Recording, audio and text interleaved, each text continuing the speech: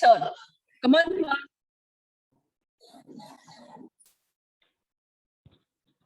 Hello, ma'am. Am I audible?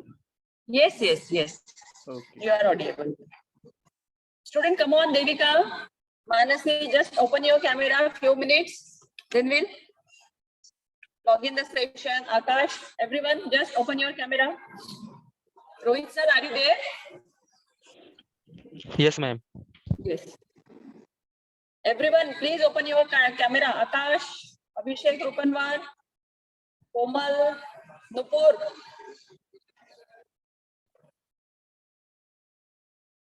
Saili.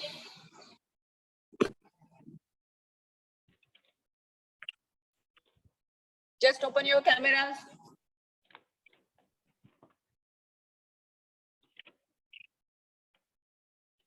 Devika.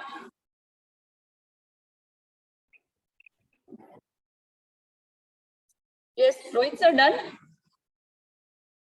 No, ma'am. दोन स्टुडंटनी camera 3 स्टुडंटनी camera open केलेत ma'am फक्त. Okay. Please open your camera.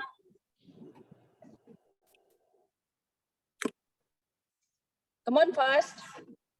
Everyone, first year students.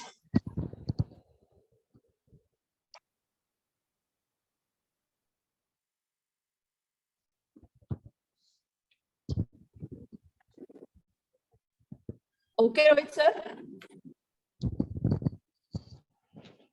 Yes, ma'am. Okay. Thank you so much.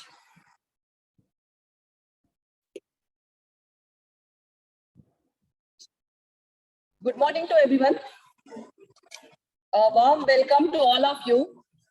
On behalf of Matrix Schools of Management Studies, I, Dr. Harshali Gomase, welcome to our honorable guest, Professor Ashutosh Kavade sir, and the students of Matrix MBA first and second year for a session on the role of CSR in social welfare.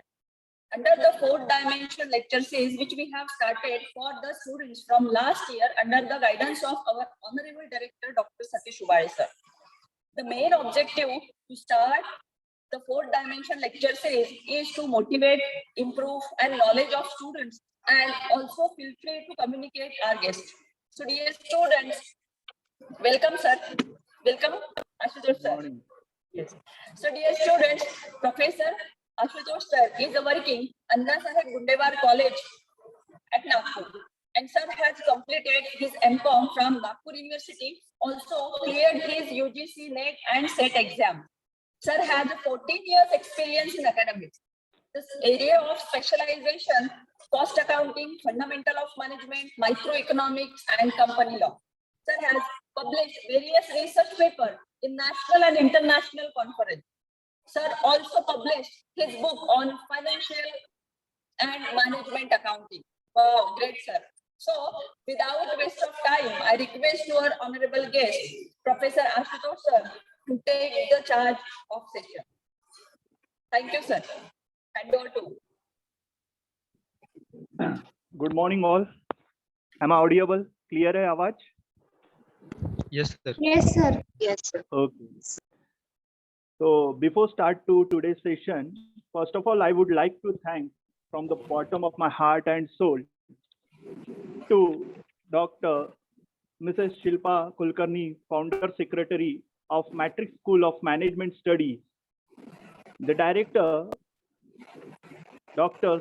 Satish Ubale sir, and Assistant Professor, Dr. Harshali Gomase madam, all teaching and not teaching staff, and the last but not the least, my dear learners and today's listeners, participants of first year and second year MBA students. तो फिर से एक बार तहे दिल से धन्यवाद चाहूंगा कि मुझे matrix school of management study ने आज का सेशन डिलीवर करने का मौका दिया. तो thanks a lot ma'am. Yes, sir. Dear students, as we know, today's our topic, corporate social responsibility in social welfare. If we think about this topic, so the 1 hour is very less for this topic. 1 घंटे का समय है हमारे पास में. लेकिन इसके बारे में जितनी बात कही जाए उतना कम है। तो 1 घंटे में I will cover all the area and aspects related to this topic. मैं कवर करने की कोशिश करूंगा कि बहुत सारी बातें हम इसके बारे में डिस्कस कर सके। तो corporate social responsibility in social welfare, ये टॉपिक से ही हमें समझ में आ जाता है कि आज का ये टॉपिक समाज कल्याण के बारे में है। समाज कल्याण मीन्स सोशल वेलफेयर यानी समाज कल्याण। ठीक है, मैम ने मेरा इंट्रोडक्शन दे ही दिया है तो आपको बताने की जरूरत नहीं है कि मैं असिस्टेंट प्रोफेसर हूँ, अन्ना साहब गुंडेवार कॉलेज में काम कर रहा हूँ। BBA, BCom, BCCA, MBA, open university के MBA क्लासेस भी लेता हूँ। So we shall immediately start our topic, corporate social responsibility in social welfare. और एक बात बताना चाहूँगा डियर स्टूडेंट्स कि मेरा काउंसलिंग भी मैं करता हूँ, प्लेसमेंट में हूँ। एक छूट गया है मैम से शायद, या मैंने रिज्यूम में रखा नहीं होगा, मैं प्लेसमेंट सेल में भी हूँ। तो ये CSR एक्टिविटीज से मैंने जो जाना, या मुझे ये इंटरेस्ट आया इस एरिया से, तो ये मुझे कैंपस रिक्रूटमेंट के समय मुझे पता चला कि CSR ये कितना इम्पोर्टेंट फैक्टर या इम्पोर्टेंट रोल होता है। ये मैं आगे के स्लाइड्स में आपको शो करूंगा। Ma'am please first slide.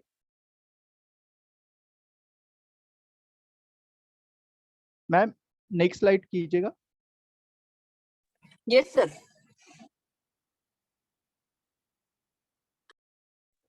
So when I think about this topic, the 3 question arise in my mind. In fact, आपके माइंड में भी यही 3 क्वेश्चन होंगे कि क्यों हम आज का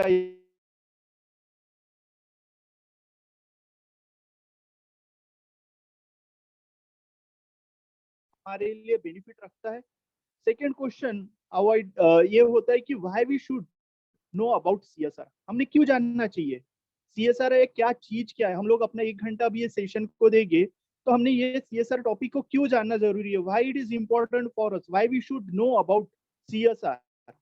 and third last question, what I would like to share with you in this session, मैं इस सेशन के थ्रू आपको क्या बताना चाहूंगा, क्या ये इम्पोर्टेंट है, क्या क्यों क्यों हमने ये चीज जो CSR एक्टिविटीज को समझना चाहिए। यहाँ तक सभी को आवाज आ रही है मेरी, किसी को डिफिकल्टीज टेक्निकल प्रॉब्लम तो नहीं है? Am I audible no all? Sir. Yes sir. No, okay, good good. ठीक है, तो मेरे ख्याल से डियर फ्रेंड्स आपके दिमाग में भी यही 3 क्वेश्चन होंगे कि ये सेशन क्या हमारे लिए बेनिफिशियल है, कि बस हमें गेस्ट लेक्चर करना है, मैम ने बताया है, या कॉलेज की एक एक्टिविटीज है इसलिए ही हमें ये सेशन करना है और इसलिए हमने ज्वाइन किया है। तो नहीं, हमने सिर्फ एक्टिविटीज या ये सिर्फ हमें गेस्ट लेक्चर करना चाहिए या हमारे कुछ इंटरनल मार्क्स इस पे डिपेंड होंगे इसलिए करना चाहिए, तो ये सोच ठीक है, ये तो है बात। लेकिन इससे अलावा जैसे हम लोग अभी डिस्कस करेंगे इस टॉपिक के बारे में, इसके बारे में मैं अपना लेक्चर जब डिलीवर करूंगा तो आप जानोगे कि ये कितना इंपॉर्टेंट रखता है, बहुत इंपॉर्टेंट रखता है ये टॉपिक, क्योंकि ये डायरेक्टली इनडायरेक्टली हमसे जुड़ा हुआ है। ठीक है, तो ये सभी तीनों सवालों के जवाब आपको सेशन में लेक्चर डिलीवर करते समय हमें मिल ही जाएंगे। तो चलिए फर्स्ट हम जानते हैं कि कॉर्पोरेट सोशल रिस्पॉन्सिबिलिटी होता क्या है, इसको शॉर्ट में मैं बताना चाहूंगा। Corporate social responsibility, ma'am next slide please.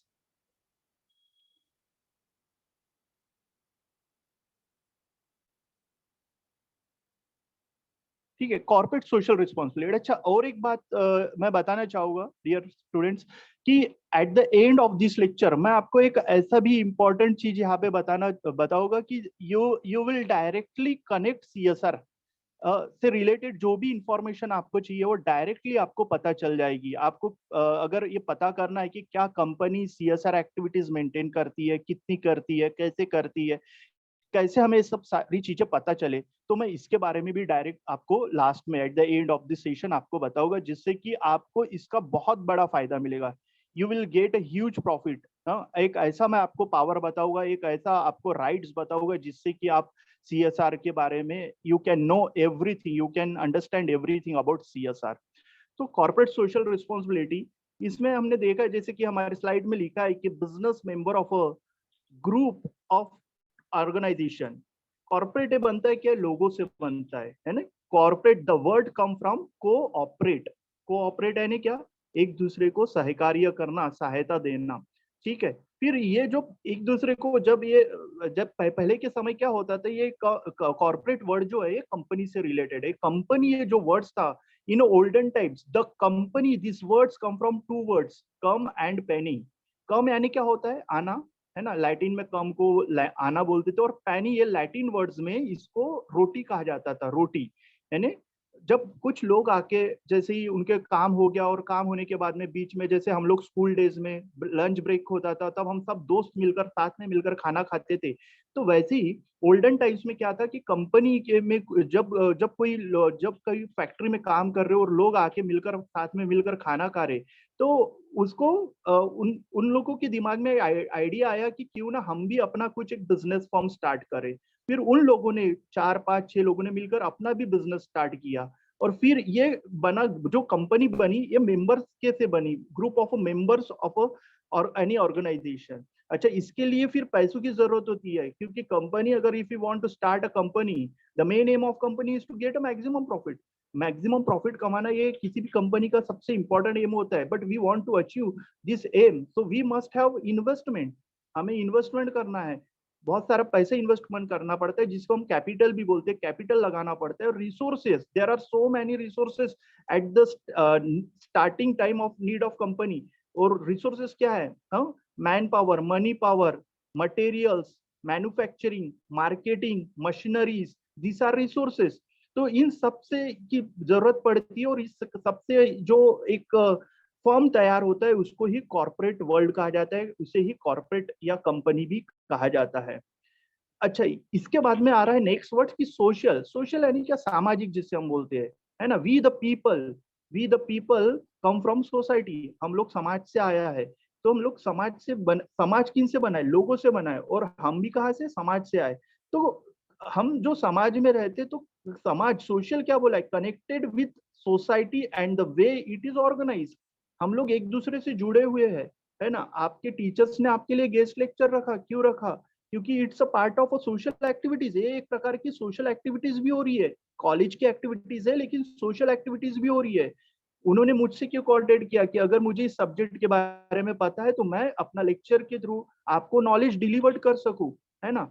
नहीं तो इसकी कोई जरूरत नहीं थी कि हमें लेना कोई कंपलसरी ही नहीं था। और ये कंपलसरी भी है तो हम किस टॉपिक से रिलेटेड हम गेस्ट लेक्चर, जिससे कि स्टूडेंट का भी फायदा हो, ये आपके टीचर्स ने सोचा।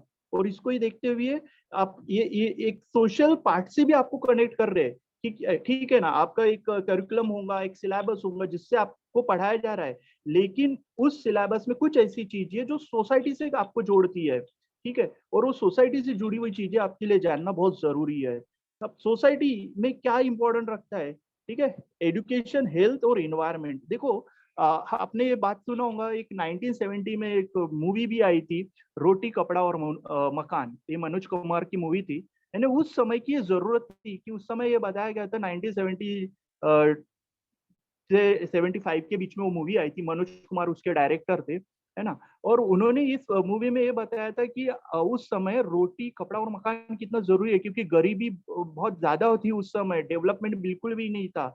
लेकिन dear friends, you know, today's today's time, आज के समय में आपको क्या लगता है, क्या इंपॉर्टेंट है? रोटी कपड़ा मकान, ये उस समय लगता था बहुत इंपॉर्टेंट होता था। आज के समय में आपको क्या लगता है, कौन सी ऐसी 3 चीजें आप बताना चाहोगे कि इंपॉर्टेंट लगती है? एनी केस, कोई आप में से कोई बता सकता है? Can you reply?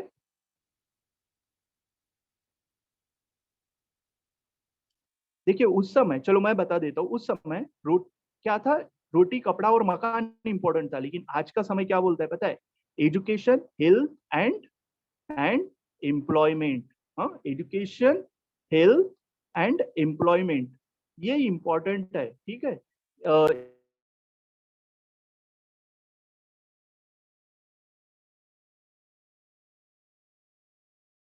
सिर्फ जरूरत था, 1970-80 के बीच की बात है, रोटी कपड़ा और मकान, ये 3 चीजें हमारे लिए बहुत इंपॉर्टेंट थी उस समय। लेकिन आज के समय में क्या इंपॉर्टेंट है? आज के समय में एजुकेशन सबसे इंपॉर्टेंट है, हेल्थ सेकेंड नंबर पे। हेल्थ बोल सकते हैं या साइमल्टेनियसली भी बोल सकते हैं, क्योंकि कोविड ने हमें बता दिया कि हेल्थ का इंपॉर्टेंस कितना रखता है। और थर्ड सबसे इम्पोर्टेंट है एम्प्लॉयमेंट। एम्प्लॉयमेंट यानी हमें जॉब होना या हमारा बिजनेस होना, ये भी बहुत इंपॉर्टेंट रखता है। ये आज की सोसाइटी की जरूरत है, सोसाइटी की नीड्स है। हाँ, और सोसाइटी ये इसका मेन मोटो क्या होता है? सोशल वेलफेयर, सामाजिक कल्याण, सोशल वेलफेयर। और इसलिए इकोनॉमिक्स में अगर हम बात करें तो इकोनॉमिक्स में भी कभी एक टाइप की डेफिनेशन नहीं मिला है। जब हमने देखा economics, he is the father of economics, जो रॉब एडम स्मिथ थे, उन्होंने बोला था economics as a science of wealth. लेकिन उसके बाद में मार्शल है, प्रोफेसर मार्शल, और उन्होंने क्या कहा कि economics is a social science, अर्थशास्त्र सामाजिक विज्ञान होता है। क्योंकि सोसाइटी में सिर्फ पैसा होने से ही सब कुछ नहीं होता है, पैसों के अलावा भी बहुत सारी चीजें होती है, इंपॉर्टेंट होती है ना। अगर एक इंसान है, उसके पास में 1 करोड़ है, लेकिन वो बीमार पड़ा हुआ है, वो चल नहीं सकता है, बूढ़ा हो गया है, उसके आसपास कोई लोग नहीं है, उसकी फैमिली नहीं है, तो उसका 1 करोड़ भी उसके लिए कोई मतलब का नहीं रखता है। तो we the people belong to society. तो हमारी जरूरत क्या है कि समाज में जो हम लोग रह रहे हैं, तो सामाजिक चीजों से जुड़ना, सामाजिक जो सोसाइटी से रिलेटेड कनेक्टेड चीजें होती है, जैसे एजुकेशन, हेल्थ, इन्वायरमेंट, इससे जुड़ना ये बहुत जरूरी होता है। तीसरी इंपॉर्टेंट चीज है रिस्पॉन्सिबिलिटी।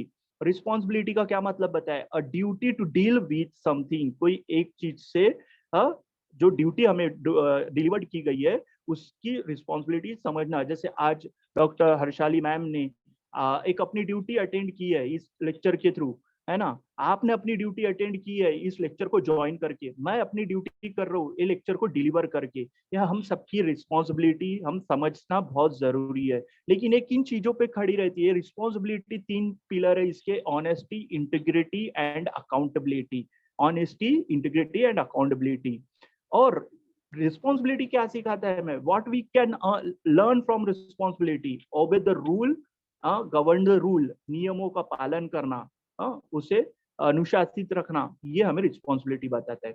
अब देखो, आप सोचोगे ये कॉर्पोरेट अलग वर्ड्स है, सोशल अलग है, responsibility, this 3 words are differ from each other. ये तीनों शब्द एक दूसरे से अलग है। तो इसलिए इसके बारे में सोचा गया और इसको एक दूसरे से कनेक्ट किया गया। क्यों कनेक्ट किया गया? We because our country still today count under develop country. आज भी हमारा देश एक अंडर डेवलप कंट्री में जोड़ा जाता है, अविकसित राष्ट्र जिसे कहा जाता है। हाँ, but we want seeing the dream to become a powerful country in future, है ना। भविष्य में हमें पावरफुल कंट्री बनना है, डेवलप कंट्री बनना है। तो डेवलप कंट्री बनेगा कैसे? क्योंकि देखो, हमारे देश की the very big problem is the poverty, illiteracy, non hygienic, ये सब चीजें जो है हमारे देश की सब प्रॉब्लम्स है। इन सभी प्रॉब्लम्स को हमें दूर करना है। तो गवर्नमेंट ने सोचा कि सिर्फ गवर्नमेंट ही इसमें अपना पैसा खर्च नहीं कर सकती है। गवर्नमेंट जो है इसने सोचा कि इसमें आइडियाज लिया और इसलिए 2013 में एक्ट लाया गया।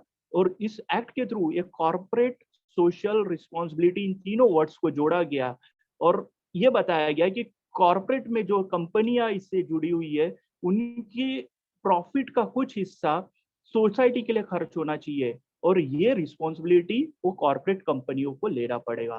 ठीक है, next slide ma'am please.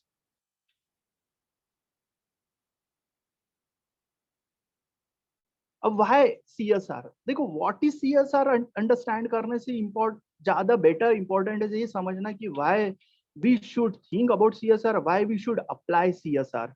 So CSR can play important role in the development of a country, supporting education, providing health care and protecting the environment. As I told you, जैसे अभी मैंने बताया आपको कि 1970-80 में हमारी नीड्स क्या थी? रोटी, कपड़ा, मकान। लेकिन आज के टुडेज टाइम में हमारी 3 चीजों की नीड है। एक तो हमें अच्छा एजुकेशन चाहिए, अच्छी हेल्थ चाहिए, और सबसे इंपॉर्टेंट, जैसे आप लोग अभी एमबीए के स्टूडेंट हो, जैसे एमबीए आपका सेकेंड ईयर का तो अभी इस साल खत्म हो जाएगा, फर्स्ट ईयर वालों का अगले साल खत्म हो जाएगा, तो यू नीड अ जॉब। तो आपके लिए सबसे इंपॉर्टेंट रहेगा कि आपको जॉब होना, एम्प्लॉयमेंट होना। तो education, health and employment, these are the 3 important things, है ना, जो आज के हमारे टुडेज टाइम में बहुत जरूरी है। इसलिए सीएसआर ने क्या सोचा कि इस पर अपना फोकस करे।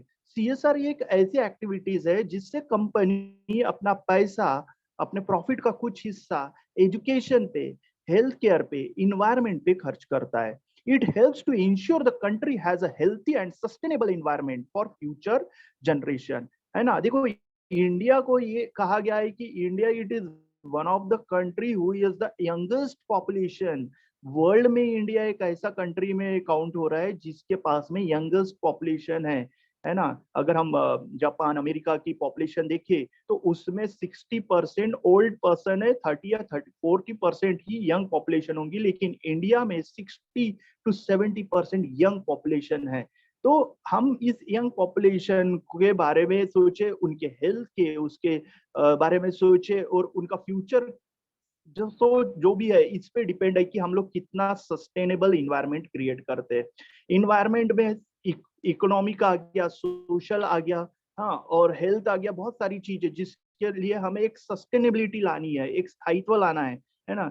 तो CSR has lead to greater pressure on business. ये CSR क्या कर रहा है, बिजनेस पर एक प्रेशर डाल रहा है, एक फोकस डालता है. As per company act section 135 ये प्रेशर डालता है कि टू यूज द रिसोर्सेस, कि वो अपने बिजनेस का, अपने कंपनी का जो रिसोर्सेस है उसको सोशल एंड इन्वायरमेंट इश्यू पे खर्च करे, as well as improve the life of the employee and the countries in which of the operate. और साथ ही साथ जो कंपनी के एम्प्लॉइज है और कम्युनिटी है, एम्प्लॉइज इसलिए बोल रहा है कि क्योंकि employees called assets of any company. किसी भी कंपनी की एसेट्स जो होती है वो उसके एम्प्लॉइज होता है. तो एम्प्लॉइज की वजह से कंपनी पॉपुलर होती है, क्योंकि उनका इंटेलेक्चुअल, उनका हार्ड वर्क, उनकी स्किल, सब कुछ रेदर देन इन्वेस्टमेंट कैपिटल के अलावा भी यूज होता है. सिर्फ पैसा लगाने से या कैपिटल या मशीनरीज लगाने से ही कोई कंपनी की इमेज नहीं बनती है. कंपनी की इमेज बनती है वहां के एम्प्लॉय की वजह से, उनके आइडियाज की वजह. तो इसलिए TCS जैसे, रिलायंस जैसे बहुत सारी कंपनी अपने एम्प्लॉय के वेलफेयर के बारे में भी सोचती है, और CSR का कुछ पैसा उनके एम्प्लॉय पर भी खर्च करती है रेदर देन सैलरी. कम्युनिटीज इसलिए बोला गया है क्योंकि देखो एक कहावत थी, consumer is the king pin of the democracy. क्या कहा मैंने, consumer is the king pin of the democracy. Dear student, if you want to note down the point, so you can carry copy or pen, है ना. आप pen से copy में note down भी कर सकते हो, क्योंकि ये ऐसी जनरल चीजें जो आपको पता होनी चाहिए. At the time of interview you there will can ask the question about this topic. ठीक है, तो आपको तब ये बहुत मदद करेगा. तो कम्युनिटीज में के बारे में मैं बता रहा था कि CSR एम्प्लॉय के बारे में तो सोच रहा है, CSR के थ्रू अभी कम्युनिटी के बारे में भी सोचा जा रहा है. कम्युनिटी क्यों, क्योंकि consumer is the king pin of the democracy. किसी भी डेमोक्रेसी का जो सबसे आधार स्तंभ होता है, जो इंपॉर्टेंट पिलर होता है, वो होती है कम्युनिटी. और कम्युनिटी किससे बनती है, कंज्यूमर से. कंज्यूमर क्यों कहा गया है, क्योंकि जितनी भी कंपनी है, चाहे रिलायंस हो, चाहे टाटा हो, या चाहे फिर HDFC बैंक हो, इंडियन ऑयल कंपनी हो, कोई बहुत सारी, there are so many companies. ये जो अपना प्रोडक्ट सेल करती है, तो इस प्रोडक्ट को खरीदने वाले सोसाइटी के लोग होते हैं जो काउंट होते हैं कंज्यूमर में. तो इसलिए कंज्यूमर अगर खरीदे नहीं तो ये कंपनी भी इतना पैसा कमा नहीं सकती है. इसलिए गवर्नमेंट ने कहा गया तुम लोग कंज्यूमर से इतना पैसा कमा रहे हो, तो बैक टू प्रॉफिट, आपको क्या करना है, उस प्रॉफिट का कुछ हिस्सा इनके ऊपर भी खर्च करना है.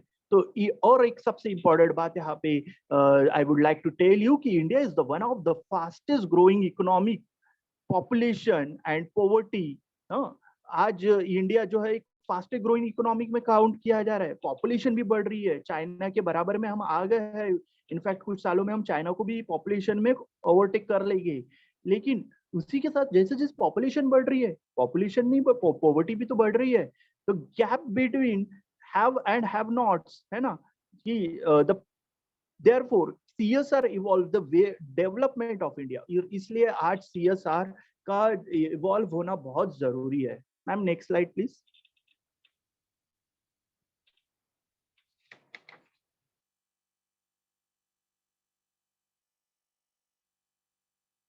Harshali ma'am next slide. Yes, sir.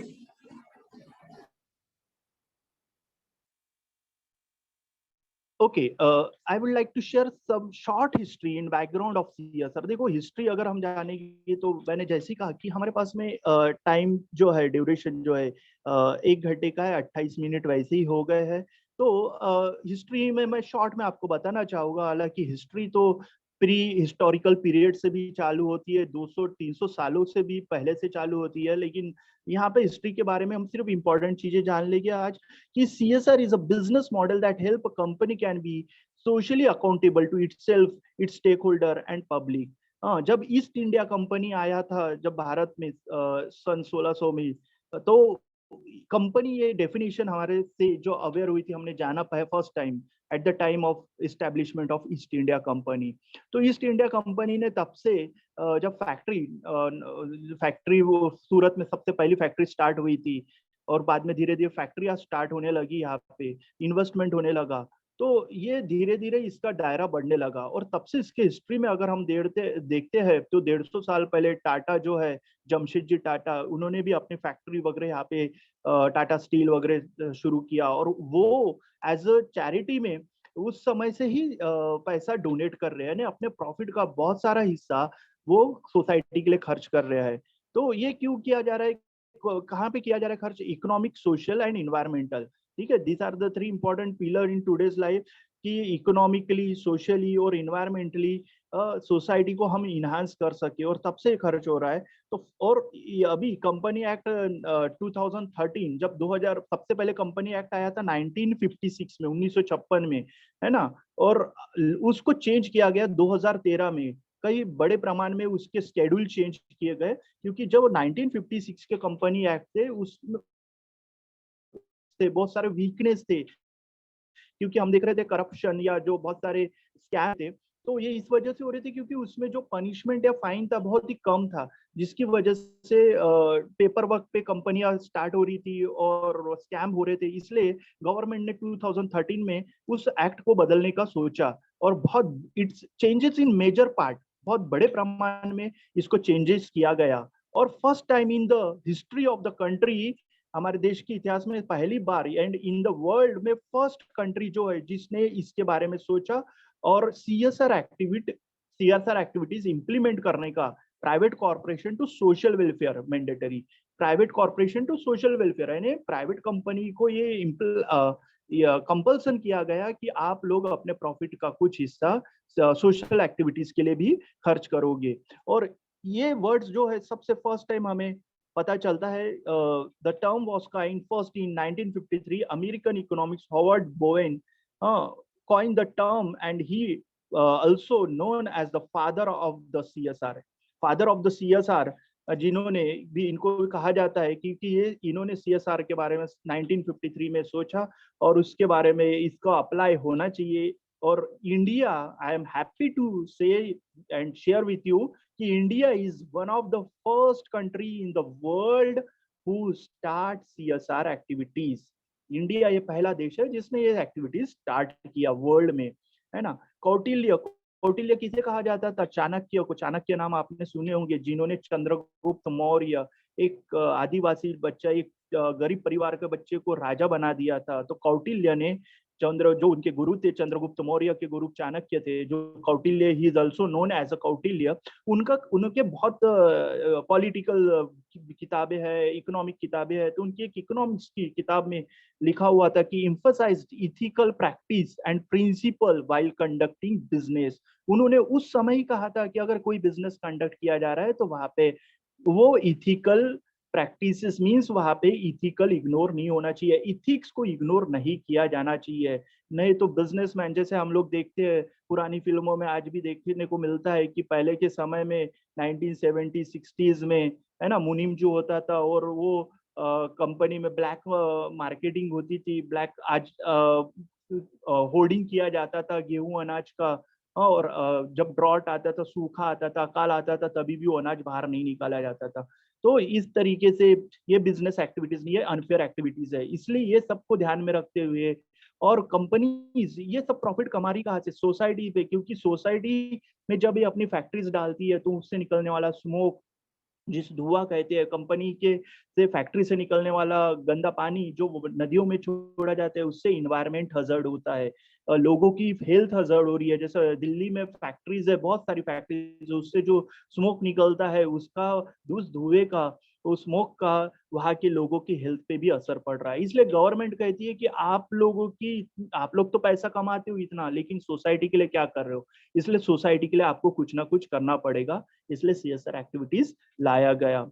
और हिस्ट्री में गांधी जी हम लोग को ये बता के गए हैं कि ट्रस्टशिप होनी चाहिए। ट्रस्टशिप यानी कि आप ये पैसा जो है, इतना प्रॉफिट जो होता है कंपनीज को, उस पैसों का कुछ हिस्सा लोगों की भलाई के लिए भी किया जाना चाहिए। इसलिए गांधी जी को भी इंस्पायर्ड करते हुए, उनकी बातों को इंस्पायर्ड करते हुए 2013 में ये एक्ट लाया गया, सीएसआर एक्ट जिसे बोला जाता है, corporate social responsibility. Ma'am next slide please.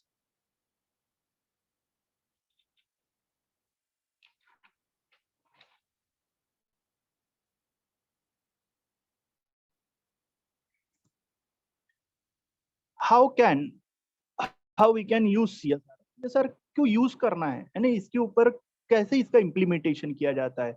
तो CSR in India is govern by the company act of 2030 which has helped to increase the CSR spending by in India, and section 135, section 135 में इसके बारे में बताया गया। there are so many sections, 7 schedules में हमारा पूरा कंपनी एक्ट 7 स्केड्यूल है, उसमें डिवाइड है, और उसमें से सेक्शन 135 हमें सीएसआर एक्टिविटीज अप्लाई करने के लिए बोलता है। कौन सी सिचुएशन में, क्या it is compulsion for everyone company, हर एक कंपनी को? जैसे अब आपकी कंपनी है जिसका 1000 भी प्रॉफिट नहीं है या 1 लाख भी प्रॉफिट नहीं है सालाना, तो आपको भी क्या सीएसआर एक्टिविटीज करनी पड़ेगी? तो नहीं, ऐसा नहीं है। उन्होंने कंडीशन डाली है, सीएसआर एक्टिविटीज कौन करेगा, कौन सी कंपनी? जिसका नेट वर्थ 500 करोड़ हो। नेट वर्थ क्या होता है? जब हम किसी भी कंपनी, आप अपने कंपनी के अकाउंट्स पढ़े होंगे, अकाउंट्स में पढ़ा होगा एसेट्स एंड लाइबिलिटीज, जिसे बैलेंस शीट बोलते हैं। तो जो कंपनी की टोटल एसेट्स होती है, और टोटल एसेट्स में से जब लाइबिलिटीज माइनस किया जाता है, तो अमाउंट जो कंपनी के पास में बचता है उसको बोलते हैं नेट वर्थ।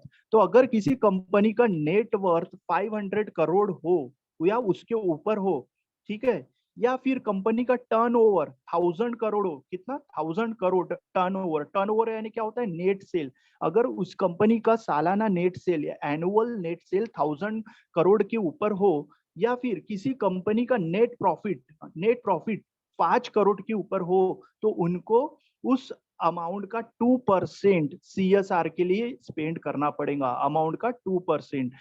जैसे एक एग्जांपल मैं शो करता हूँ, मान लीजिए कंपनी का नेट प्रॉफिट है इस साल 5 करोड़, इसके पहले 6 करोड़ था, और इसके पहले 7 करोड़ था। यानी पिछले 3 सालों का अगर हम नेट प्रॉफिट देखें तो 7 करोड़ है, 6 करोड़ है और 5 करोड़ है। इसकी टोटल हम लोग करते हैं, हाँ, तो 18 करोड़ के आसपास आती है, 18 करोड़ आती है, ठीक है, 18 करोड़ आती है। अगर हम इसका बोला क्या है उसने, एवरेज ओवर लास्ट 3 ईयर्स, 3 सालों का हमने नेट प्रॉफिट टोटल कर लिया, कितना आया? 18 करोड़। अब 3 सालों का नेट प्रॉफिट 18 करोड़ है, अगर उसको अगर हम लोग 3 से डिवाइड करते तो 6 करोड़ आता है ना? 6 करोड़ नेट प्रॉफिट आ रहा है। अब इसका कितना परसेंट? 2%। 2% कितना हो गया? 6 करोड़ का 2% हो गया 12 लाख, ठीक है, 12 लाख। 12 लाख रुपीज उनको खर्च करना पड़ेगा, ठीक है। ये एग्जाम्पल मैंने बताया एग्जाम्पल के तौर पे कि अगर किसी कंपनी का नेट प्रॉफिट 6 करोड़ आ रहा है और उसका 2% हम चार्ज करते तो 12 लाख आता है। अगर हम 12 लाख को, अगर मान लीजिए इंडिया में थाउजेंड्स कंपनी है, कितनी? थाउजेंड्स कंपनी है, ठीक है। ये मैं एक गेसिंग तौर पे बता रहा हूँ, है तो बहुत सारी कंपनी, इन लैक्स में कंपनी है, लाखों में है, हजारों के ऊपर कंपनी आज रजिस्टर्ड है। लेकिन मैं एक बता रहा हूँ कि फॉर एग्जांपल हम 1000 कंपनी भी लेते हैं और 12 लाख रुपए भी अगर हमने मान के चल रहा है कि 12 लाख रुपीज है, तो 1000 कंपनी के हिसाब से ये हो जाते 120 करोड़। कितने हो जाते? 120 करोड़। अब मान लीजिए इंडिया की आबादी कितनी? 140 करोड़ है आज। अगर हमने सबको 1-1 करोड़ भी दे दिए तो वैसे ही सोशल वेलफेयर करने की जरूरत नहीं पड़ी है। But it's a jokes apart, ठीक है, ये मैं बताने के लिए। लेकिन देखो कितना सारा पैसा आ सकता है, कितना सारा पैसा, इतने सारे पैसों से हम लोग कितनी सोशल वेलफेयर काम कर सकते हैं। मैं उसके भी नंबर्स आपको आगे में बताऊंगा, ठीक है। लेकिन सीएसआर एक्टिविटीज अप्लाई कौन करता है? जिसका नेटवर्थ 500 करोड़ के ऊपर हो, जिसका टर्नओवर 1000 करोड़ के ऊपर हो या जिसका नेट प्रॉफिट 5 करोड़ के ऊपर आ रहा है, उनको 2%, कितना परसेंट, 2% उनको अपने सोशल एक्टिविटीज में खर्च करना पड़ता है। अब इसकी कमेटी फॉर्म होती है, कंपनी को इसकी कमेटी बनानी पड़ेगी जो CSR कमेटी के नाम से जाना जाएगा, जिसमें एक डायरेक्टर रहेगा। फॉरेन कंपनी अगर है तो उसमें 2 डायरेक्टर होंगे और एक डायरेक्टर इंडिया का होना चाहिए। जैसे कि Samsung company, it's foreign company, तो ये भी अपना CSR एक्टिविटीज प्ले करती है और उनमें से 2 डायरेक्टर में से एक इंडिया का होना चाहिए। तो ये मैंने बताया आपको कि CSR को कैसे अप्लाइड किया जाता है। Ma'am next slide please.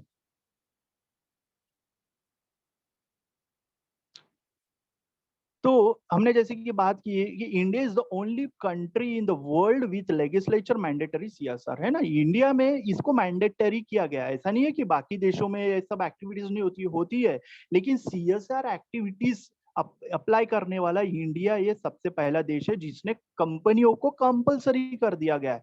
The biggest corporation in the country obliged to spend 2% of their net profit, और 2% आपको खर्च करना ही करना है, ये बोला ही है under CSR according to companies act 2013, है ना। अब जैसे इंडिया में मैं आपको एक एग्जांपल के तौर पे शो कर रहा हूँ कि ऐसे कौन सी टॉप 10 कंपनी है जो एजुकेशन पे खर्च कर रही है ना। क्योंकि जैसे मैंने जब थोड़ी देर पहले आपको बताया 1970 में हमारी जरूरत थी रोटी कपड़ा मकान, लेकिन आज हमारी जरूरत है क्या है, एजुकेशन, अच्छा एजुकेशन, अच्छी हेल्थ और अच्छा एम्प्लॉयमेंट, अच्छी जॉब, है ना। तो एजुकेशन में अगर होगा तो आपको जॉब भी मिल जाएगा, और जिससे कि आप अपने हेल्थ पे भी ध्यान दे सकते हो। हेल्थ पे भी पैसा, जैसे आपका स्टैंडर्ड ऑफ लिविंग इंक्रीज हो सकता है, आप खाना खरीद जो है फूड से रिलेटेड चीजें खरीद सकते हो, अपने लाइफ से रिलेटेड जो भी जरूरतमंद की चीजें खरीद सकते हो। लेकिन इन सब के लिए सबसे पहले आपको वेल एजुकेटेड होना बहुत जरूरी है, ठीक है, क्योंकि education is one of the tool और techniques that you can solve many problems of your life. तो एजुकेशन के ऊपर खर्च करने वाली जो 10 कंपनी है जिसका फंडिंग बहुत हजारों में करोड़ों में होता है, वो है रिलायंस इंडस्ट्रीज है, विप्रो है, बजाज ऑटो लिमिटेड है, Samsung India electronic private limited है, इंफोसिस कंपनी है, महिंद्रा है, टाटा स्टील है, ITC, अडानी, जिंदाल स्टील। ये ऐसी टॉप 10 कंपनियां हैं जो एजुकेशन पे बहुत बड़े बिग मेजर में अपना CSR एक्टिविटीज प्ले करते हैं। Ma'am next slide.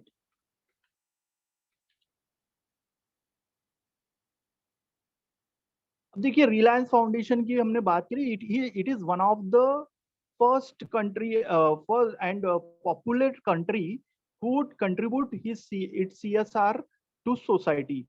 इंडिया में सबसे जो नंबर 1 की कंपनी है रिलायंस फाउंडेशन है।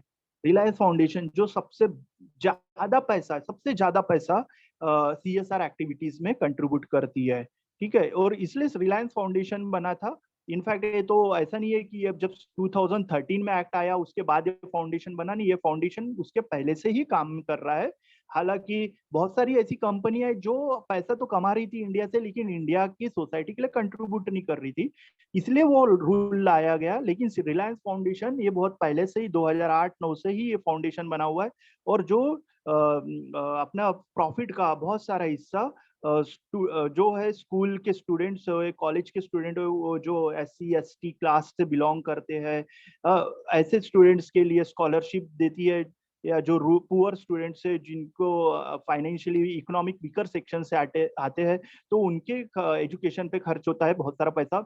Education and skill development are the cornerstone of progressive of any society. देखो आजकल एजुकेशन के साथ साथ आप में स्किल भी होनी चाहिए, एजुकेशन के साथ साथ स्किल होनी चाहिए। जैसे मैंने सेशन के पहले ही आपको कहा था कि at the end of the session I will give you one power that you can connect with CSR activities. CSR India में कितना होता है, कैसे होता है, ये सब चीजें आप डायरेक्टली जान सकते हो। ये जो इसको जानकर आप एक अपना स्किल तैयार कर सकते हो, एक नॉलेज तैयार कर सकते हो, एक ऑर्गेनाइजेशन अपना खुद का भी तैयार कर सकते हो। तो ये एजुकेशन एंड स्किल डेवलपमेंट जो है ये कॉर्नर स्टोन माना गया प्रोग्रेसिव सोसाइटी। तो एजुकेशन के साथ साथ आज स्किल भी मांगता है। जो आपको ये लेक्चर क्यों दिए जा रहे हैं, ये लेक्चर सेशन क्यों लिए जा रहे हैं कि आपने कुछ नई डिफरेंट स्किल भी क्रिएट हो इन लेक्चर को सुन के। तो ये रिलायंस फाउंडेशन है, बजाज ऑटो लिमिटेड, इन्होंने ये फाइनेंशियल सपोर्ट करता है एजुकेशनल इंस्टीट्यूट इंफ्रास्ट्रक्चर को। जैसे कि इसका main Excuse me, sir. Location है। Yes, Sorry Hello? to interrupt you, sir. Can you explain about CSR? Yeah, I'm telling you, CSR, it's a social responsibility and a corporate social responsibility. It's binding every one company whose turnover 5,000 crores, 500 net worth and net profit है ना 5 करोड़, जो जिनका भी net profit 5 crore के ऊपर हो उनको 2% CSR maintain कर। CSR मींस क्या कि सोसाइटी, जो जैसे आपकी कोई कंपनी है मान लीजिए और आपका नेट प्रॉफिट 500 करोड़ है, तो आपको उस 500 करोड़ का 2% क्या करना पड़ेगा, सोसाइटी के लिए खर्च करना पड़ेगा। वो चाहे फिर आप खर्च कैसे कैसे करोगे, क्या उनको आइसक्रीम बांट दोगे उस 2% में? जितना भी पैसा आता है, 20 लाख आता है मान लीजिए, तो 20 लाख की क्या आप लोगों को आइसक्रीम बांटोगे? नहीं। आप क्या करोगे उस 20 लाख का आप कोई स्कूल में, ऐसी स्कूल या कोई ऑर्फनेज जो अनाथ आश्रम है, वहां पे जाके आप डोनेट कर सकते हो कि वहां के स्टूडेंट्स को अच्छा खाना मिले, बुक्स पढ़ने के लिए मिले। या मान लीजिए कोई लाइब्रेरी है आपके एरिया में, कोई लाइब्रेरी है, लेकिन वो लाइब्रेरी में सिर्फ सीटिंग अरेंजमेंट है, न्यूज़पेपर नहीं आते हैं, तो आप वो पैसा उस लाइब्रेरी को डोनेट कर सकते हो और बोल सकते हो कि जितना भी न्यूज़पेपर यहाँ पे है वो चालू करे, बुक्स लाके अवेलेबल कराए। हाँ, या मान लो आपके एरिया में गार्डन है, लेकिन गार्डन मीन्स मैदान है, वहाँ पे पेड़ पौधे झूले नहीं है, तो आप वहाँ पे पेड़ पौधे झूले लगा सकते हो। तो दैट्स मीन्स CSR, यानी आप क्या कर रहे हो कि सोसाइटी से पैसा कमा रहे हो, क्योंकि कंज्यूमर कहाँ से आ रहा है, सोसाइटी से आ रहा है ना। मैंने जैसे कहा, जब consumer is the king of democracy, है ना। कंज्यूमर एक डेमोक्रेसी का एक बहुत बड़ी, is the king of market, है ना, राजा है, क्योंकि उसी बेस पे आप इतना पैसा कमा रहे हो। जैसे अभी आपने देखा होगा कोविड में के पहले, जैसे जियो ने एक लॉन्च किया था 2016-17 में, क्या जियो के जो सिम तो लॉन्च किया था, पहले 3 महीने उसने फ्री दिया, फिर उसने उस पे क्या किया, पैसे चार्ज किया, फिर बहुत सारा पैसा चार्ज किया, तो बहुत सारे करोड़ों का जो उसको प्रॉफिट हुआ, मुनाफा हुआ। तो एक कंपनी प्रॉफिट कहाँ से कमा रही है, पब्लिक से ही कमा रही है ना। तो इसका कुछ हिस्सा आपको उस पब्लिक पे खर्च करना है। अब क्यों करना है, क्योंकि कंपनी जब ये सब एक्टिविटी ये कर रही देती है बिजनेस, तो उसका इफेक्ट कहीं ना कहीं नेचुरल चीजों पे होता है, नेचुरल रिसोर्सेज पे होता है। जैसे मैंने कहा, जब ये फैक्ट्री जो है दिल्ली में, तो उसका जो निकलने वाला धुआं वहां के लोगों पे असर डाल रहा है, वहां पे हवे में मिल रहा है, तो वो सब हवे में जब घुलता है तो उसका लोगों की हेल्थ पे भी असर पड़ता है। तो कंपनी अपने प्रॉफिट के लिए तो नेचुरल रिसोर्सेज को भी हजर्ट्स कर रहा है। तो इसलिए गवर्नमेंट ने कहा है कि आप सिर्फ कंपनी में प्रोडक्ट नहीं बनाते हो, बल्कि इसका तो नेचुरल चीजों के, जैसे वाटर, ये कहाँ से आता है, नेचुरल से आता है पानी, इसका इस्तेमाल कंपनी करती है। तो ये सब चीजों के लिए आपको सोसाइटी के लिए कुछ ना कुछ खर्च करना है। तो कुछ जो पैसा 2% जो अपने प्रॉफिट का खर्च करेगा, जैसे 100 रुपए कमाया कंपनी ने, तो 2 रुपया, यानी उसका 2%, 2 रुपया उसको सोसाइटी के लिए खर्च करना पड़ेगा। किस चीजों पे, उनके एजुकेशन पे, हेल्थ पे, हाँ, बहुत सारी चीज। There are so many activities, जैसे कि हाउस बना के दे सकता है, हॉस्टल बना के दे सकता है वो लोगों को फ्री ऑफ कॉस्ट में। रूरल डेवलपमेंट प्रोजेक्ट चला सकता है। आज गाँव में बहुत सारी जगह पे ऐसे प्रोजेक्ट चल रहे हैं। प्रोमोटिंग हेल्थ एंड हाइजीन, है ना, कई सारे हेल्थ से, हाइजीन से रिलेटेड जो है प्रोडक्ट दिए जाते हैं, फ्री में बांटे जाते हैं, डिस्ट्रीब्यूट किए जाते हैं। सर, एक्सक्यूज मी, हाँ, यस। सर कौन सी कंपनीज ये करती है, मतलब पब्लिक लिमिटेड या कोई भी? Public limited, non public limited, दोनों, यानी पब्लिक सेक्टर यूनिट्स भी आ जाता है, जिसमें गवर्नमेंट कंपनी भी आ जाती है, और जो नॉन गवर्नमेंट कंपनी है वो भी आती है। इसमें जो कंट्रीब्यूशन है टोटल, अगर हम CSR एक्टिविटीज की बात करें, तो 18% गवर्नमेंट का कंट्रीब्यूशन है, लेकिन 82% जो नॉन गवर्नमेंट कंपनी है उनका कंट्रीब्यूशन है। Okay, okay got sir. It? Okay, वैसे हम डाउट सेशन लेंगे, वहां पे भी आप अपने सवाल पूछ सकते हैं, ठीक है, क्योंकि अपने पास में अभी शायद 15 मिनट बचे हुए हैं एज पर। ठीक है, तो फटाफट लेके मैम नेक्स्ट। हाँ, मैं ये बताना चाहता था, यहाँ पे बजाज ऑटो लिमिटेड, जैसे हमारे नागपुर में भी ये नागपुर यूनिवर्सिटी के नए तरीके से बनाया गया है, तो उसमें जो बिल्डिंग बनाई है बजाज भवन करके, उसको, उस बिल्डिंग का पूरा खर्चा बजाज ने दिया। अब नागपुर यूनिवर्सिटी का और बजाज का कोई लेना देना नहीं है, लेकिन बजाज क्या करता है, अपने अपने प्रॉफिट का कुछ हिस्सा इंफ्रास्ट्रक्चर पे खर्च करता है, इंफ्रास्ट्रक्चर पे, ठीक है। तो उसने और जैसे आपके पुणे में भी उन्होंने एक स्कूल को बनाने में काफी सारा पैसा दिया है बजाज ने, बजाज ऑटो लिमिटेड ने, ठीक है। इसके बाद में देखो आईसीआईसीआई फाउंडेशन के बारे में बताना चाहूंगा। इसके बारे में मैंने थोड़ा अच्छा डिटेल्स, मेरा स्टडी है, कनेक्शन है इसके बारे में। तो मैंने जब सीएसआर के बारे में कुछ सालों पहले जाना था, तो आईसीआईसीआई बैंक जो है, तो आईसीआईसीआई बैंक ने अपना एक एकेडमी स्टार्ट किया है जिसका नाम है आईसीआईसीआई एकेडमी फॉर स्किल्स के लिए। तो ये आईसीआईसीआई एकेडमी फॉर स्किल्स क्यों स्टार्ट करना पड़ा, क्योंकि देखो बैंक का तो बिजनेस है, मनी से रिलेटेड पैसा का लेन देन होता है, लेकिन जब 2% सीएसआर एक्टिविटीज करने की बात आई तो उन्होंने अपना एक एकेडमी स्टार्ट किया। उस एकेडमी का में क्या होता है कि वो फ्री में, गर्ल्स हो बॉयज हो, वो दोनों को फ्री में एजुकेशन देता है, 3 महीने का एजुकेशन मिलता है। उसमें क्या मिलता है वहां पे, उनको एमएस ऑफिस, एमएस एक्सेल या कंप्यूटर कैसे ऑपरेट किया जाए, टैली, ये सब चीजें, टेक्निकल नॉन टेक्निकल, बहुत सारी चीजें, टेक्निकल हो या नॉन टेक्निकल हो, इनफैक्ट एसी रिपेयर करना, ट्रैक्टर रिपेयर करना, ये सी बहुत सारे कोर्सेस है जो यहाँ पे फ्री ऑफ कॉस्ट में सिखाए जाते हैं। 3 महीने ट्रेनिंग मिलती है, यूनिफॉर्म मिलता है, खाना मिलता है, वहां पे शूज मिलते हैं, और 3 महीने लेकिन आपको अगर वो अटेंड करना है तो बहुत रेगुलर रहना पड़ता है। अच्छा, उसमें इनकम मैटर करता है, अगर आपकी फाइनेंशियल इनकम जो है वो 3 लाख से कम होनी चाहिए तो अलाउड करते हैं, और मम्मी डैडी गवर्नमेंट जॉब पे नहीं होना चाहिए, तो ये उनका कंडीशन होता है।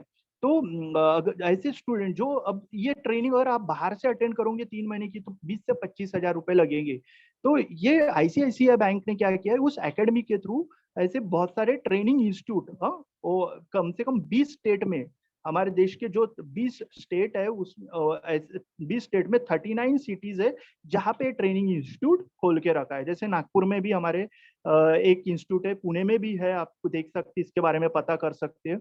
और इसका अब तक के जो बेनिफिशियरीज रहे 1,85,543, 1,85,543 बेनिफिशियर्स लोग रहे अभी तक के, बेनिफिट मिला है। मैंने खुद देखा इसको कि ऐसा सच में होता है क्या प्रैक्टिकल करने के लिए। तो मैंने इंस्टीट्यूट में, मेरे कॉलेज के जो जस्ट अभी 12th पास हुए थे, फर्स्ट ईयर में एडमिशन था उनका, वो लोग आए थे किसी दिन मेरे पास में, बोले सर हमें जॉब करना है और घर को मदद करनी पड़ती है क्योंकि घर चलता नहीं है डैडी की कमाई से। तो मैंने बोला ये इंस्टीट्यूट है, वहां पे जाके आप ट्रेनिंग करो, वहां से जॉब मिलती है। तो वो लोग वो इंस्टीट्यूट में गए, 3 महीना ट्रेनिंग किए, एंड यू कांट इमेजिन कि उनको जैसी, as soon as they complete their training, they got immediately job. आज वो स्टूडेंट जो कुछ, उसमें तो कुछ लड़कियां जो गांव से आई थी, हमारे शहर नागपुर से थोड़ा आगे में जो गांव है, गांव ऐसे एरिया है जहाँ पे कुछ डेवलपमेंट नहीं था, वो लड़कियां ने भी वहां पे ट्रेनिंग की, और आज आई एम हैप्पी टू से विथ यू कि वो बैंगलोर में ई कॉजेंट कंपनी है, you can search in Google, आप गूगल में सर्च कर लेना, ई कॉजेंट कंपनी है जो बैंगलोर में है, बहुत बड़ी आईटी कंपनी है। हाँ, यू नो ऑल्सो कि बैंगलोर इज आईटी कंपनी के नाम से भी फेमस है। तो वहां पे वो जॉब कर रहे हैं और उनकी स्टार्टिंग पेमेंट ही 18,000 है, सोचिए। आज एमबीए करने के बाद भी हमारे नागपुर में लोगों को 12-15 हजार मिल रहे हैं, वहां पे उनको जॉब लगी है। ट्रेनिंग जो मिली उनको, 3 महीना ट्रेनिंग मिली, 3 महीने के बाद में वहां पे कंपनी ने रिक्रूटमेंट किया, उन्होंने वो ऐसे, और 100% प्लेसमेंट है। इनका दावा है कि हम लोग 100% जॉब पे लगा के देते ही है जो ये ट्रेनिंग अटेंड करते हैं। तो हमारे देश में ऐसे 20 स्टेट्स है जहाँ पे ये इंस्टीट्यूट है। प्लेसमेंट सपोर्ट 100 है। Ma'am next slide please.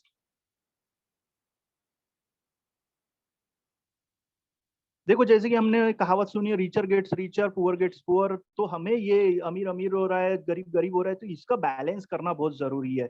लेकिन ऐसा तो नहीं हो सकता ना कि सबके पास में 1 करोड़ हो जाए, सभी के वो 1 करोड़ मिल जाए। जैसे मैंने बताया, अगर हमने 2% भी निकाला तो 120 करोड़ ऐसा अमाउंट निकल सकता है। अगर हमने 120 करोड़ 140 करोड़ में से सभी को 1-1 करोड़ बांट दिए तो फिर तो इंडिया चलेगा नहीं, सब घर में बैठ के आराम से खाना वाना खाएंगे, सोएंगे, कोई काम पे जाएगा नहीं। तो ऐसा नहीं हो सकता है। लेकिन हम रिचर और पुअरर का जो एक बैलेंस बना के चल सकते हैं कि हमने जैसे बात की कि रोटी कपड़ा मकान के अलावा शिक्षा, स्वास्थ्य और जॉब, ये सभी का अधिकार होना चाहिए।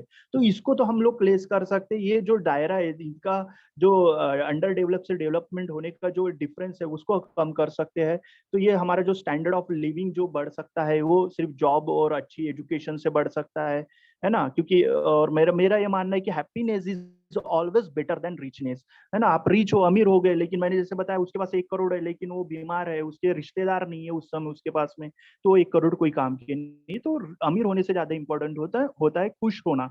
और CSR ये सब चीजों को हमारा HDI जो होता है ना, ह्यूमन डेवलपमेंट इंडेक्स में इंडिया का 129 रैंक आता है। तो कंपनीज का यहाँ पे, इंडियन गवर्नमेंट का यहाँ पे यही है कि HDI के जो 129 से हम अंडर 5 में आए। और ये कैसा आ सकता है कि एजुकेशन पे, green environment, social help, upliftment of economic weaker section, focus on girls education, job placement, है ना। जैसे हमारी इधर TCS आता है, टाटा कंसल्टेंसीज जॉब के लिए, तो वो हर साल आता है और 100 घंटे का उनका ट्रेनिंग होता है, यानी लगभग 3 महीने चलता है। और हर साल 50, 60, 70 बच्चों को वो ट्रेनिंग देता है फ्री ऑफ कॉस्ट में। तो मैंने पूछा ये जो आपको सैलरी वगैरह मिलती है वो कितनी रहती है, तो बोले हमारी सैलरी लैक्स में होती है जब हम इनको ट्रेनिंग देते हैं। तो उसके बारे में उन्होंने ये भी बताया जो हमारी सैलरी है वो CSR एक्टिविटी से आती है, यानी कंपनी जो TCS कंपनी है वो अपना प्रॉफिट का कुछ हिस्सा जो है ये ट्रेनिंग इंस्टीट्यूट पे खर्च करता है, जहाँ पे स्टूडेंट को फ्री ऑफ कॉस्ट में ट्रेनिंग दी जाती है और बाद में जॉब भी उनकी कंपनियों में मिलता है। तो TCS, और एक बात मैं बताना चाहूंगा, TCS जो है ना, जैसे वो अपने प्रॉफिट का 60% पैसा, 60%, 2% नहीं, यहाँ पे 60% पैसे की बात हो रही है, 60% पैसा सोसाइटी को डोनेट कर देता है हर साल। 60%, है ना, अगर 100 रुपए कमा रहा है तो 100 रुपए में से 60 रुपए तो वो सोसाइटी को डोनेट करता है, और सिर्फ 40% पर ही वो अपना बिजनेस करता है। तो TCS का इसमें बहुत बड़ा रोल है। भले ही Reliance foundation first and popular country है जो CSR मेंटेन कर रही है, लेकिन TCS भी बहुत 60% डोनेट कर लेना ये बहुत बड़ी बात होती है। Next slide ma'am please.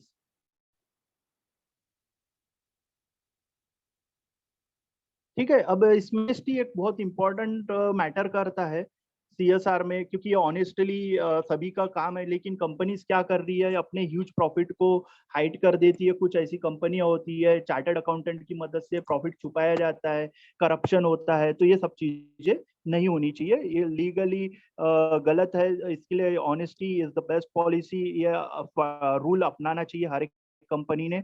हाँ मैम, नेक्स्ट स्लाइड।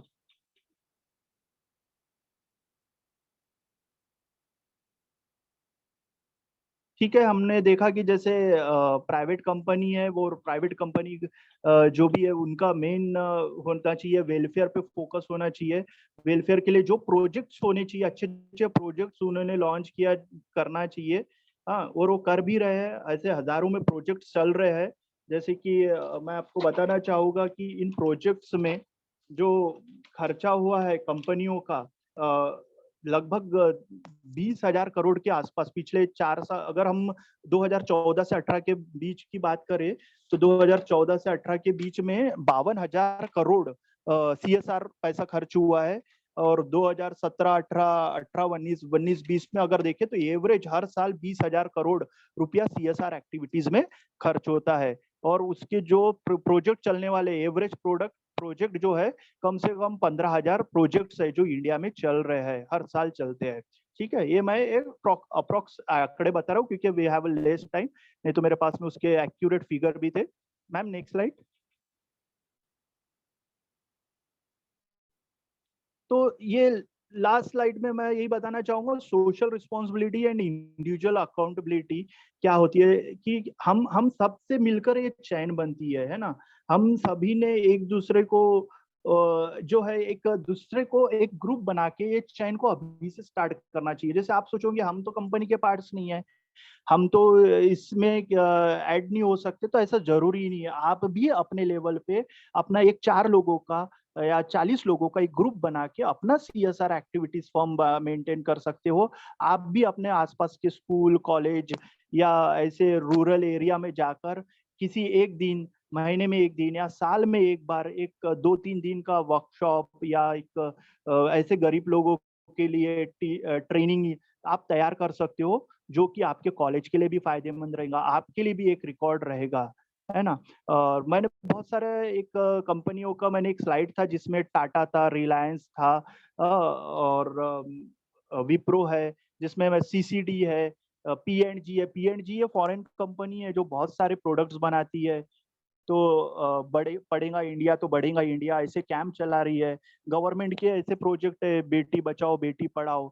सीसीडी के बारे में आपको बताना चाहूंगा, CCD it's a coffee cafe day, और वो भी सीएसआर एक्टिविटीज मेंटेन करता है। और उन्होंने क्या किया है, जो डिफरेंटली एबल्ड पर्सन होते हैं, जिसे डिसेबल पर्सन बोलते हैं ना, जो स्पीच और हेयरिंग से डिसेबल है, ऐसे लोगों को उन्होंने उन्होंने अपने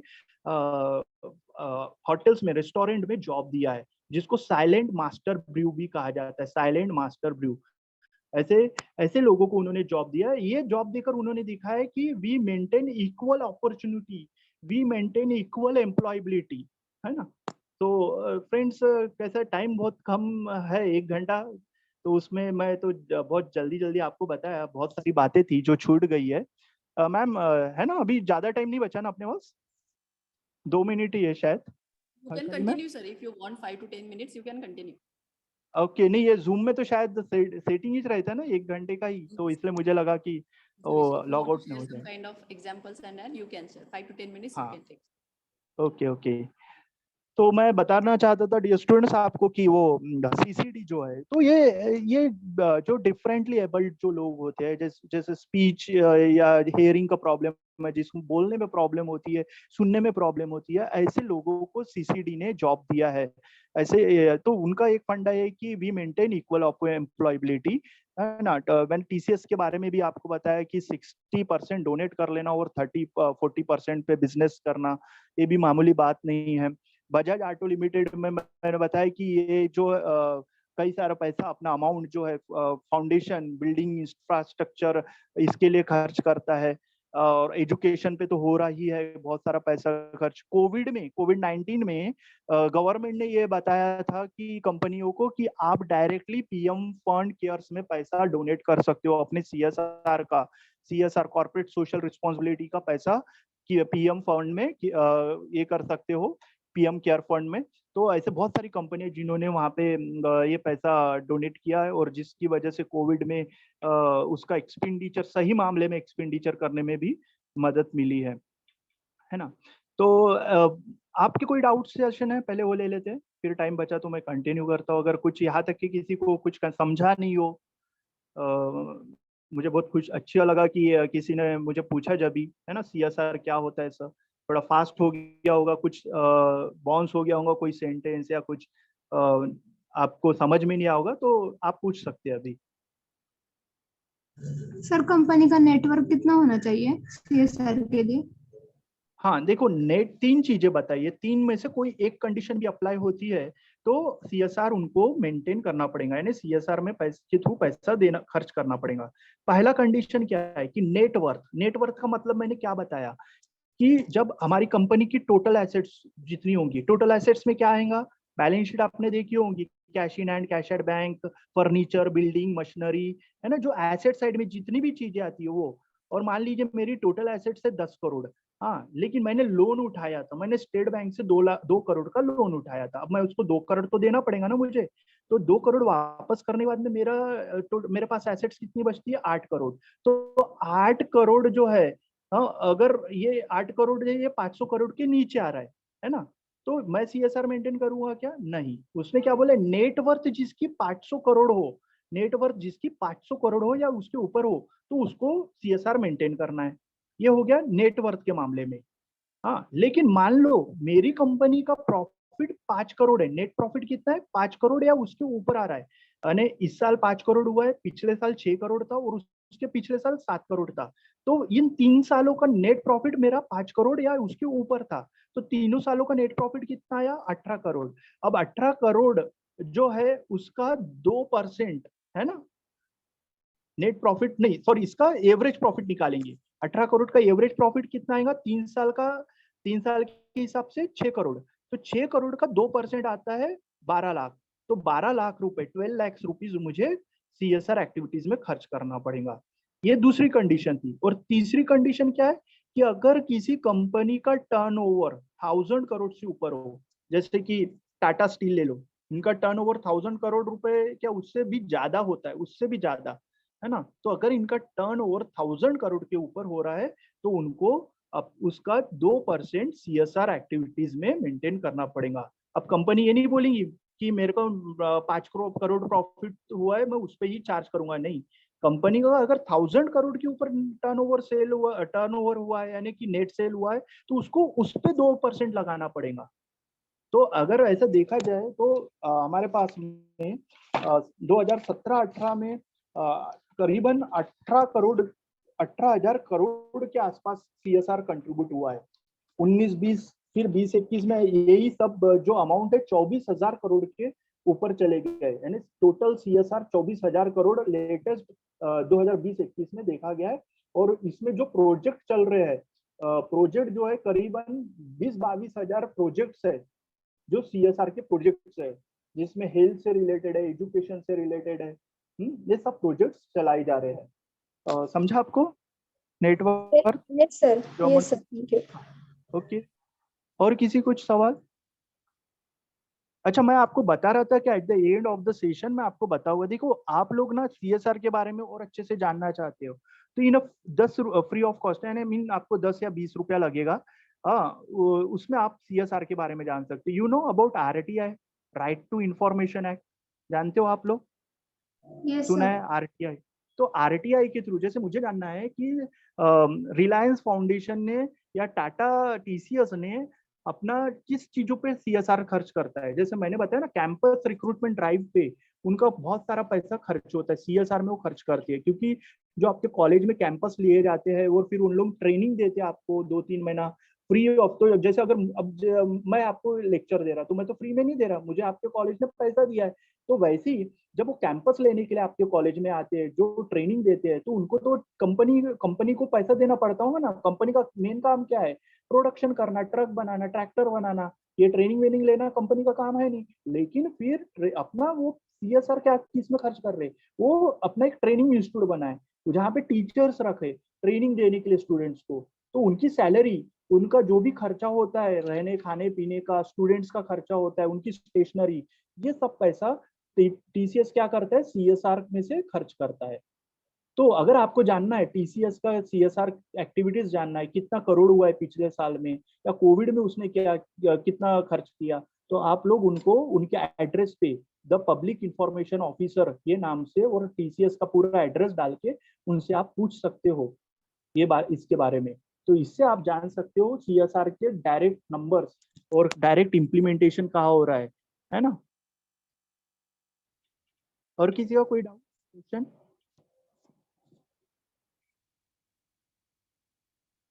अच्छा, इस पे पनिशमेंट मैंने नहीं बताया।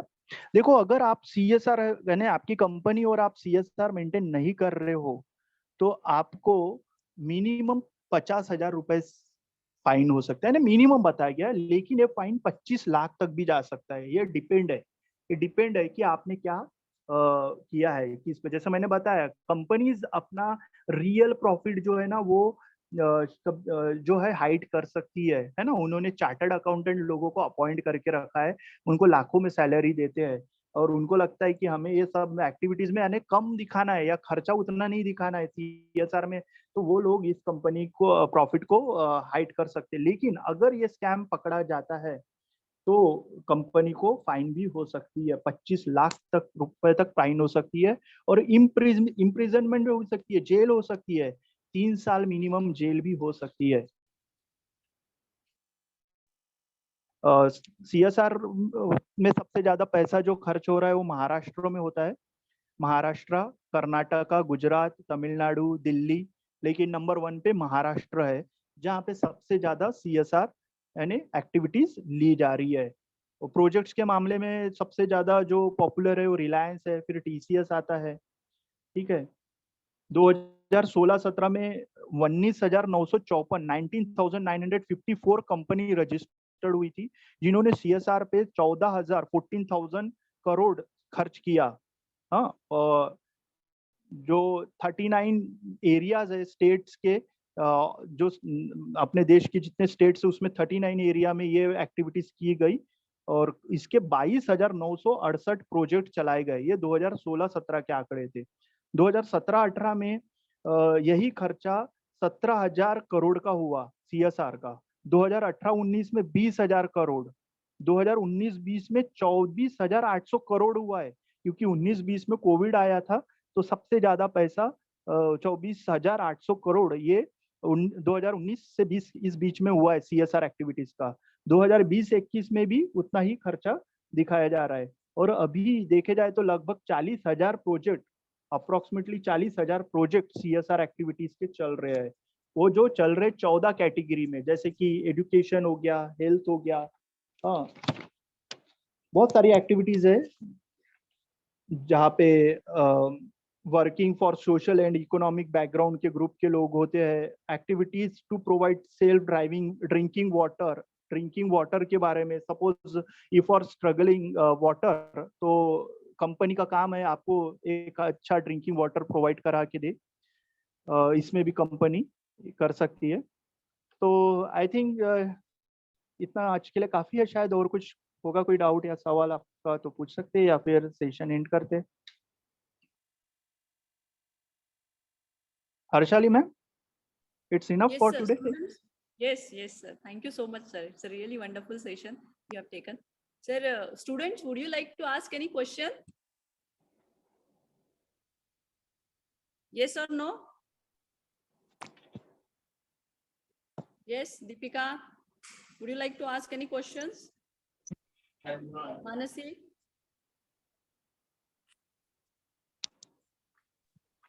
No, sir.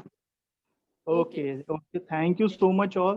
I'm again thanks from the bottom of my heart and soul, Matrix School of Management Study and Group, कि they have given me chance। और सबसे important आप dear students, आपने इतने अच्छे से silently सब चीजों को समझा, और मुझे बहुत खुशी हुई कि आपने क्वेश्चन भी पूछा। That means you are very active, आप एक्टिव हो, और best of luck for your future। If you need Yeah, sir, any in our help campus, we regarding, have conducted the activity of CSR, like cleanliness drive, plastic Yeah. recycling, and all. So Yes, that kind of ma'am. sessions we have conducted. So इस पे एक Yes. session नहीं हुआ था क्योंकि some lot of students don't know what about it CSR. Yes. That's why. And thank you so Yes, much, ma'am. sir. It was just short time. Otherwise, we shall discuss more. ठीक है, Yes. next time फिर देखेंगे, possible Because it's vast हुआ तो मैं subject, तो but online। you clear all points, whatever the turnover, whatever the network we require, whatever the fine we paid if we are not fill CSR reports and all, because all are compliances, all companies paid, just fill the compliance, then it's mandatory for all companies, but CSR is also mandatory for all companies, Yes. those whose turnover is 500 crores and below than also. So thank you Yes. so much. Very nice Okay, session, ma'am. sir. You share your Okay. thoughts and experience, have very enlightened to our students. Yes. Okay. Thank you again, sir. Thank you. Thank you. Bye bye. Yes, sir. Take care all. All students, I request, please fill feedback form. Okay, ma'am. Can I leave? Bye. Yes, sir. Thank you so much for the session, sir. Thank you. Thank you, Thank you. sir. Thank you. Best of luck all. Bye bye. Take care.